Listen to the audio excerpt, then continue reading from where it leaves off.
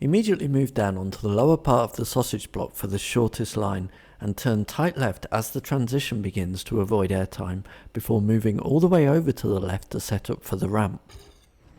This jump is the same as the later jumps where you want to go off the top with the car pointing fractionally to the left. A couple of taps to the right to get through the first ring, then begin steering just enough to the left in order to land straight on the plastic before steering around the curve block at the top of the plastic. I begin the drift immediately on the transition to the road and hold that all the way around until I know I can get tight into the left of the checkpoint. Then I turn sharp right while holding brake so that I can get tight around on the inside of the ice. Once I'm happy with the angle, I begin the counter steer to the left, aiming to get tight into the right of the reactor gate where the car should naturally straighten out. You can even get a small jump here over the top of the grass hill. Move over to the left of the road slope transition block and turn right around the top of it to avoid any airtime, and then move smoothly and diagonally across the top of the exit hump into the bordered road entry. I begin the drift to the right before re-entering the unbordered road, and then it was different every run whether I did 1, 2 or 3 drifts to be able to get the line for the turn into the bordered road with good speed, before moving over to the left for the shortest line before the ramp. Like the earlier reactor jump, but this one is far harder and you can't respawn to practice setup for this one.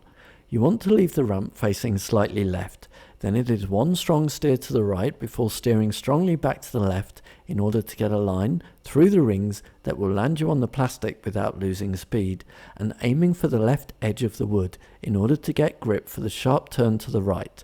Apparently it is also possible to enter from the road section further left, but I could never get the car to stick. Here's a chance. Get to the right of the wood where it transitions to the road to avoid airtime, and then immediately on the road I start this difficult drift to the left, which you want to hold for about the first 90 degrees of the corner, which hopefully leaves you with the turning angle needed to finish the turn without hitting the road border on the right while maintaining some good amount of speed. Good chance actually.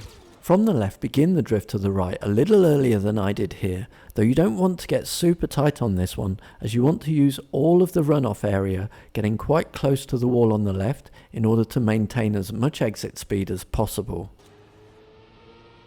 And then just like the previous 2 reactor jumps but the other side, aim off the ramp facing slightly right, but before you leave the ramp, have the left steering done that you think will give you just enough angle for the reactor to get you around the obstruction, and steer back into the right with just enough inputs to get you back on line for the middle right of the finish ring.